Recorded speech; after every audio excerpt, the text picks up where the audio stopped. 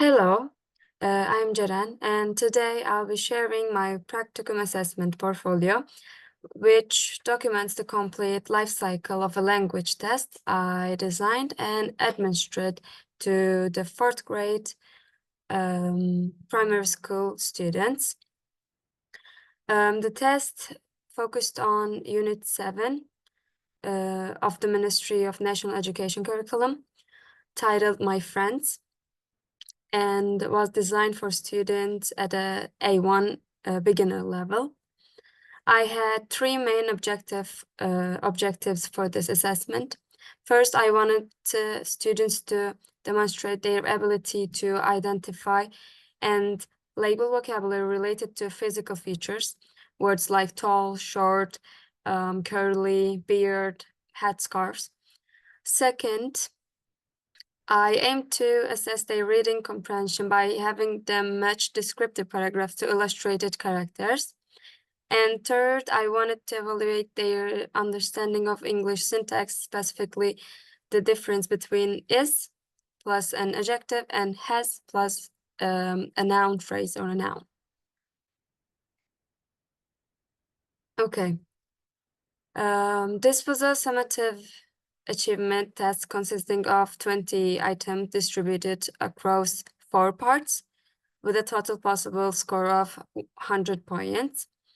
Part 1 was a vocabulary matching section with 30 points where students heavily weighted the label pictures with the correct physical feature terms. Part 2 was a section at 40 points. And the part 3 was a multiple choice section worth 20 points. And the last part was 10 points, which was open-ended description task. The test was designed to be completed in 30 minutes and was paper-based with highly contextualized illustrations to maintain student engagement.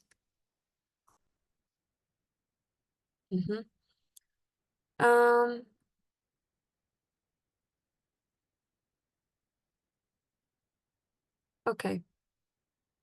Yes, this is the slide for that. The challenges I encountered that the first was typographical error I discovered just before distribution. The instruction said features instead of features. I immediately corrected this by writing the proper term on the whiteboard and verbally guiding students to make the correction on their papers. The second, more significant challenge emerged during grading. Part 4, the open-ending writing text created a cognitive bottleneck for mid to low performing students. Many students confused the syntax, writing things like she is long hair instead of she has long hair. On a positive note, the 15-minute time constraint worked, not 15, 30 minutes time constraint worked perfectly. It concluded right at the threshold where fourth graders' attention typically begins to fade.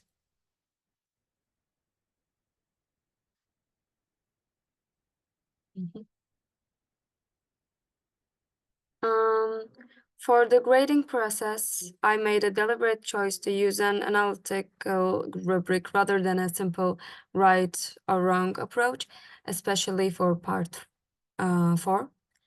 This allowed me to award partial credit to students who demonstrated accurate vocabulary knowledge, even if they made minor spelling or grammatical errors.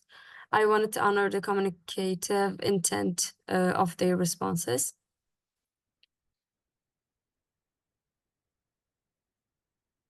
Now let me discuss the quality of this assessment through 3 lenses, all supported by language testing literature. First, content validity.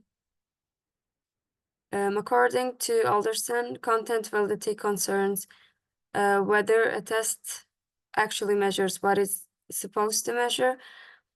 My test demonstrated strong content validity because it directly sampled the required vocabulary and grammatical structures from Unit 7, and the distinct visuals ensured students were being tested on language knowledge, not their ability to decode ambiguous images. Face validity, how relevant and appealing the test appears to students. I intentionally incorporated recognizable pop culture figures like Messi, Lionel Messi, and the Turkish character Keloğlan and Disney princess Merida.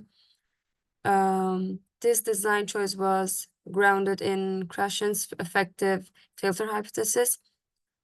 By using familiar characters, I lowered students' test anxiety and made the assessment feel more like an engaging activity than a high-stakes exam. Positive washback, the impact of testing on teaching and learning. Masick emphasizes that good tests should promote positive learning behaviors rather than asking students to translate isolated vocabulary lists, which encourage rote memorization. My tests required them to process contextual paragraphs and synthesize information. This promotes the kind of holistic language processing we want students to develop. Toward the reflection, improvements, and conclusion, what would I do differently next time? Two main things. First, I would add scaffolding to part 4 by including a visual word bank or sentence starters like she is or she has. This would bridge the gap between recognition and production without compromising the task's objectives. Second, I would implement a rigorous pretesting review process, having a peer or mentor teaching proofread the assessment before printing the catch to catch errors like that futures typo. The key takeaway from this entire experience is that assessment in primary school context should never be a punitive sorting mechanism.